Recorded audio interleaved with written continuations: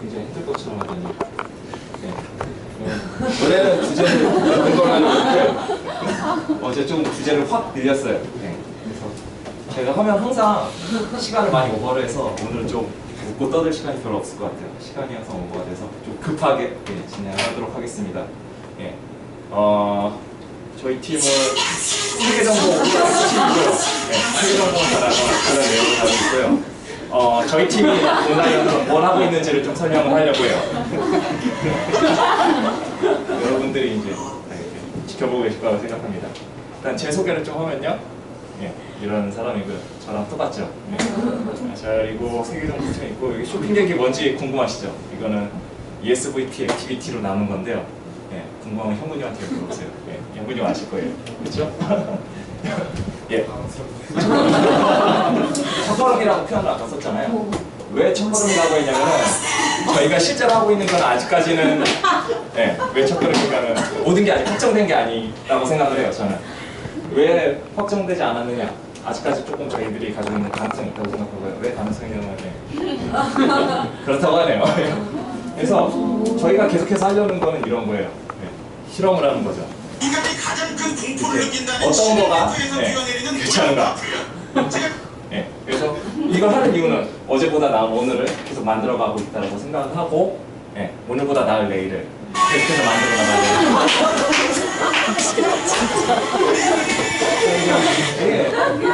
실패는 저는 제가 생각하는 성공의 과정이라고 생각을 해요. 이거 다른 분들은 이제 설명을 하죠. 이게 실제로 좀 유명한 그림이 있는데요. 사람들이 생각하기에는 두 가지의 길이라고 생각해요. 뭘 하면은 성공하거나 실패하거나. 근데 실제로 성공한 사람들은 fail 해서 win. 에디슨 같은 경우에 뭐 그런 얘기 하잖아요. 자기는 1만 번의 실패를 한 게 아니라 2만 번이었나요? 2만 가지의 성공한 수, 그러니까 잘 안 되는 거를 발견한 거라고. 그래서 뭐 이런 얘기들 유명한 사람들이 하죠. 유명한 사람들 누군지 잘 모르겠어요. 하여튼 그렇대요. 그래서 우리는 이제 두려움들이랑 싸워서 이겨내야 되는. 그래서 당당하게. 너 택시 뭘 해봤냐? 이 정도 본론이에요. 먹고 떠들 시간이 없습니다. 뭘 해봤냐? 근데 사실은 뭘 해봤냐는 솔직히 별로 그냥 다 아는 얘기들이에요. 새로운 걸 하진 않고요. 근데 중요한 거는 뭐냐면은 광고 아시죠, 이거? 대한항공에서 뭐 어디까지 해봤냐가 사실 되게 중요하다고 생각을 해요. 그래서 어느 정도로 극단적으로 익스트림 이즈를 다 아시죠? 델타폼 모르세요? 영상인데 꼭 들으세요. 익스트림 이즈입니다.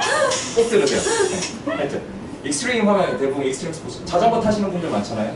이렇게 타는 사람들은 흔히 없어요. 극단적으로 해보는 거죠. 레드불 같은 데서 후원을 하고 이런 자세한 얘기는 아실 거라고 생각을 합니다.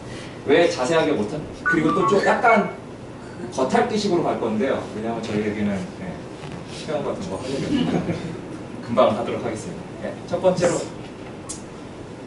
저희 팀에서 쓰고 있는 구글 드라이브를 쓰고 있거든요. 근데 구글 드라이브 다들 쓰시잖아요. 안 쓰시는 분들이 있나요? 혹시? 다 쓰시죠? 안 쓰세요? 왜죠?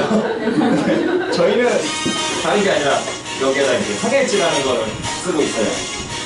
어떤 거냐면 이제 얼마 전에 나온 책이 페르시아 왕자 개발일지라는 책이 나온 게 있거든요. 이건 원래 이북으로 나왔던 거고 오프라인으로 나왔는데 보셨나요? 이거? 일기를 매일매일 써요, 이분이. 그래서 그것들 나중에 쫙 모아서 많이들 보고 있죠. 저희도 그래서 이런 식으로 만들어서 쓰고 있어요. 뭐 날짜 있고, 뭐 시작할 때 어땠고, 끝날 때 어땠고, 막 이런 얘기들 쭉 쓰고 자료들이 있고 해서 이렇게 모아서 쓰고 있는데요. 이거는 이제 온라인으로도 공유를 하기 때문에 이렇게 저희는 구글 플러스로 이렇게 해서 화면을 이렇게 지켜보고 계시죠. 본격으로 이런 식으로 진행을 하고요. 그 다음에 저희가 이걸 하는 이유는 첫 번째로 기록을 하죠. 기록을 하면은 이것들이 다 저장이 되죠. 그렇죠? 어디 안 가잖아요. 저장된 것들이 쌓여가면 어떻게 되죠? 축적이 되죠. 축적 게임은 다들 아실 거예요. 축적이 되면은 이게 우리한테 공리로 돌아올 것이다. 그렇죠? 공리 다들 아시죠? 공리로 돌아오면 어떤 혜택이 있냐? 요거에 대해서는 유명한 얘기 있잖아요. 모아놓으면은 굉장히 도움이 되죠. 이게 제일 중요한 거는 이게 가장 중요한 거는 이게 축적을 했어요. 거기에서 가장 핵심이 되는 거는 뭐죠? 공유죠.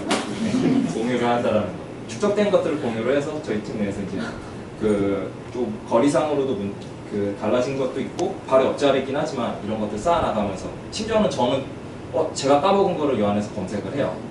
이런 식으로 하고 있고요. 그 다음에 두 번째로는 저희가 쓰고 있는 거는 좀 연장이라고 했을 텐데 깃을 쓰고 있어요. 이게 어떤 거냐면은 언두 다들 많이 쓰시죠? 언두가 있냐 없냐가 굉장히 크죠? 우리가 언두가 없었으면은 사실은 디지털 작업이랑 아날로그 작업이랑 거의 차이가 없어요. 뭐 가끔씩 소프트웨어 개발 뭐 건축이랑 비교하는 분들인데 저는 좀 많이 다르다고 생각해요. 거대한 규모로 보는 큰 그림으로 보면 마찬가지긴 한데 세세한 거 보면은 벽 하나 만들고 나서 부수기 참 힘들잖아요. 근데 소프트웨어에서는 굉장히 쉬워요. 거꾸로 돌리기가 쉬운 거죠. 그런 걸 이제 우리 일반적으로 가역성이라고 표현을 하는데 역으로 돌릴 수 있는 것들. 근데 가역성이 가능한 이유는 히스토리가 남기 때문이죠. 어떤 것들을 했을 때. 근데 우리는 이거를 소프트웨어에서는 왜 안 넘어가? 예, 버전이라고 부르죠. 예. 버전이 어떤 거죠? 각 단계에 대해서 이런 식으로 잡히는 것들. 그렇죠. 우리가 원하면 여기서 여기로 돌릴 수 있는 거죠.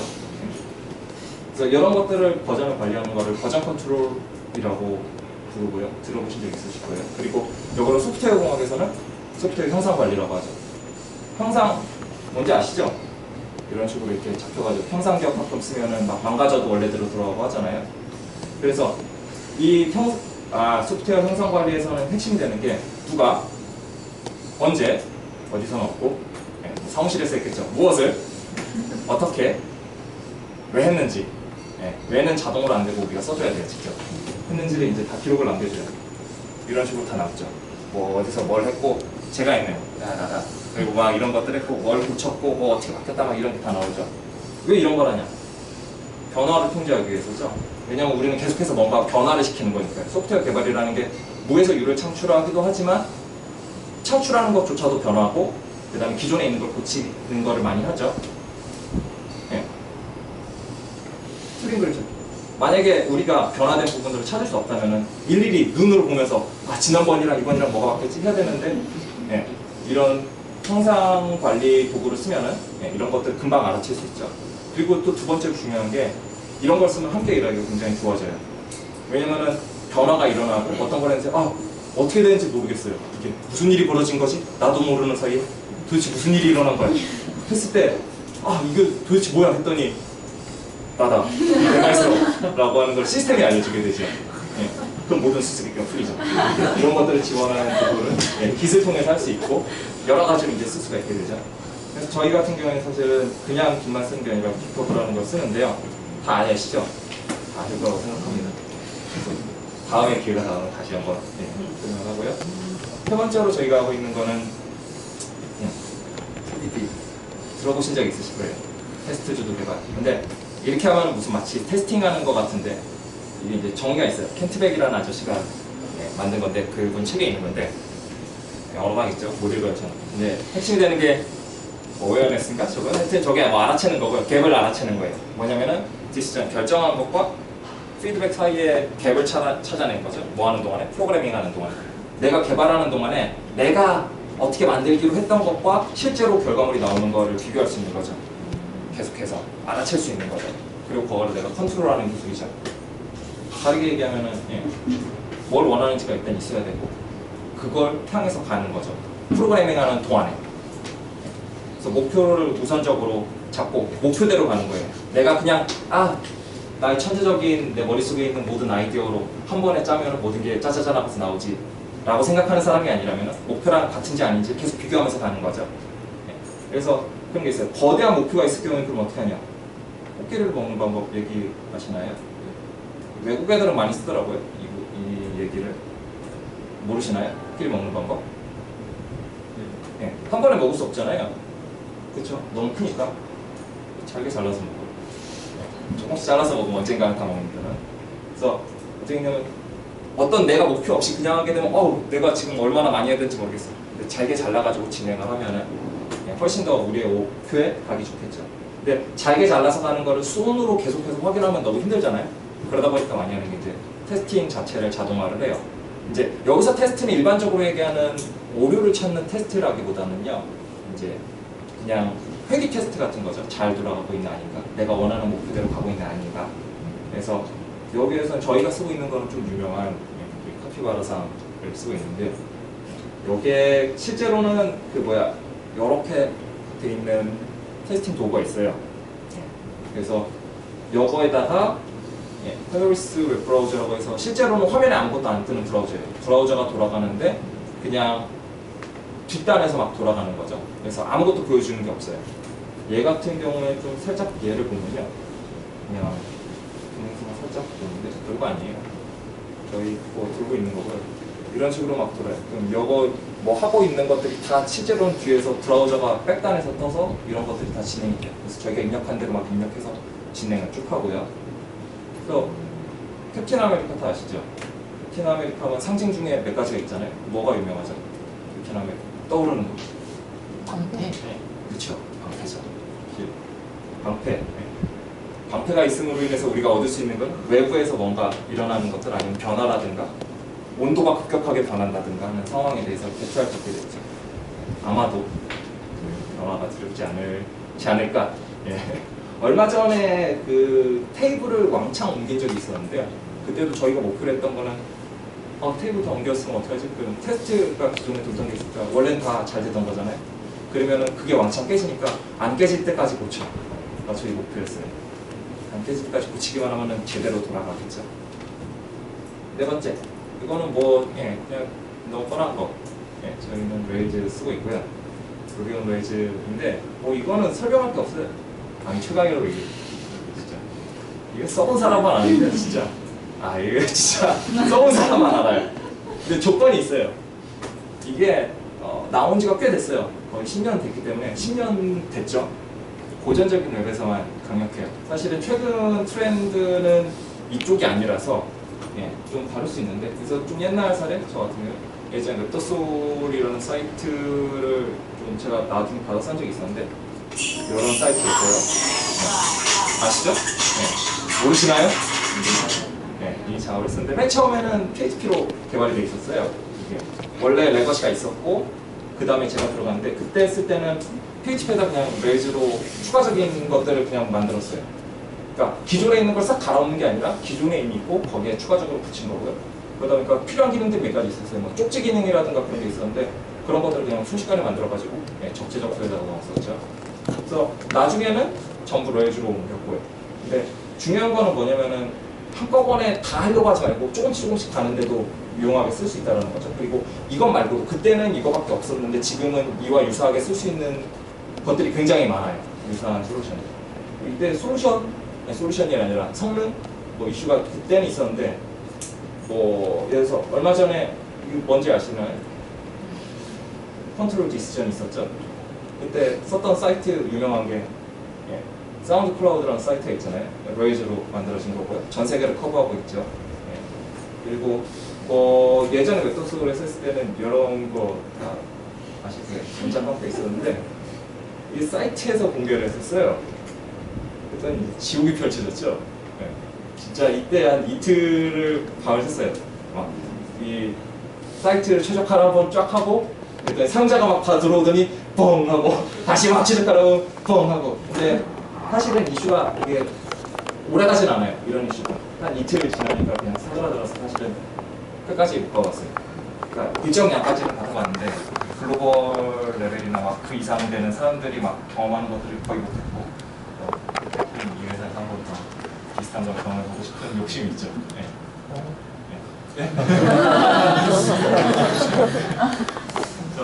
레일즈 같은 경우에는 좀 이것저것 다른 데다 영향을 많이 줬어요.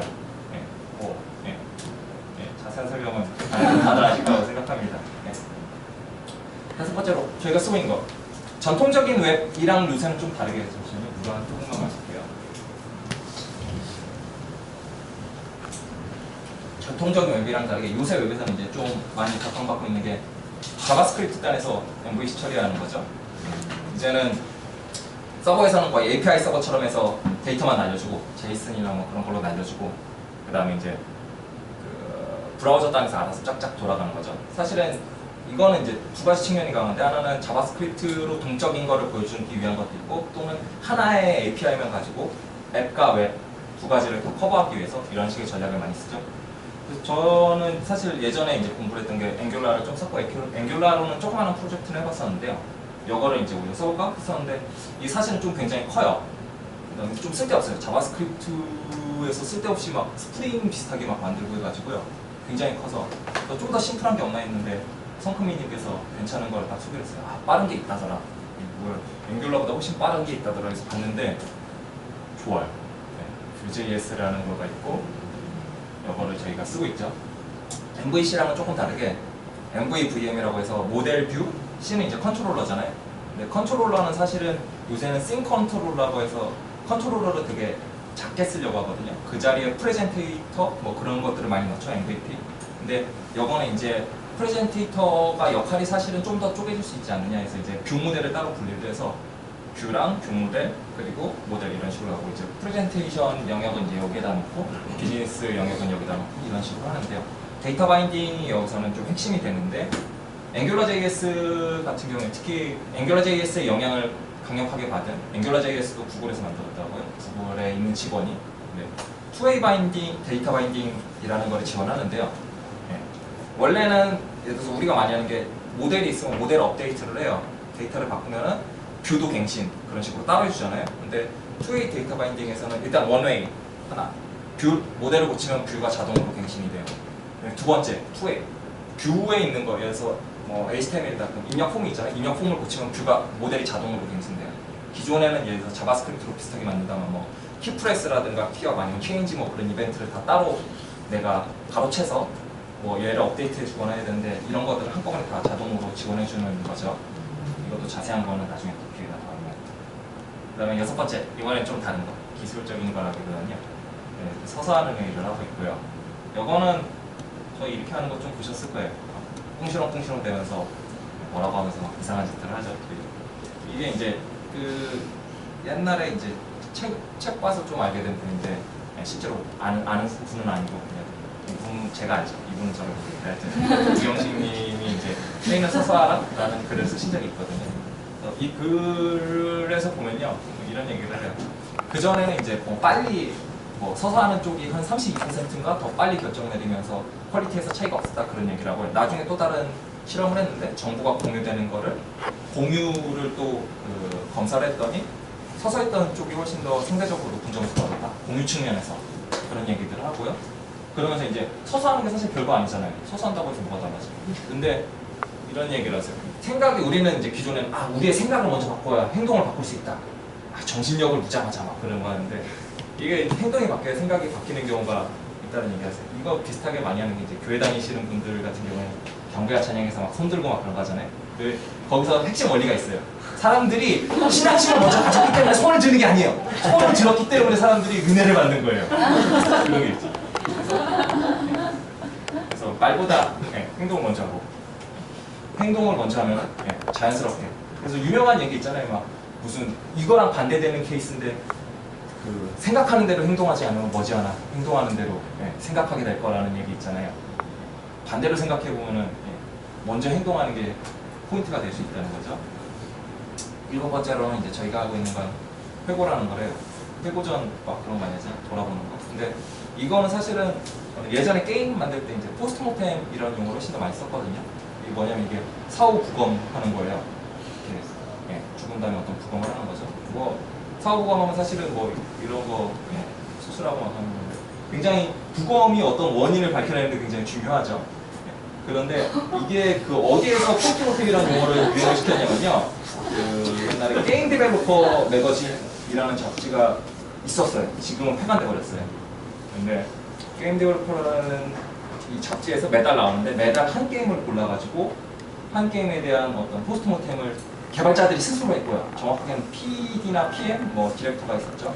모아놓은 책도 있어요. 우리나라에 이 책이 한 3권까지 번역돼서 나왔고요. 3권은 우리나라 사람들이 그냥 모아서 썼을 거예요.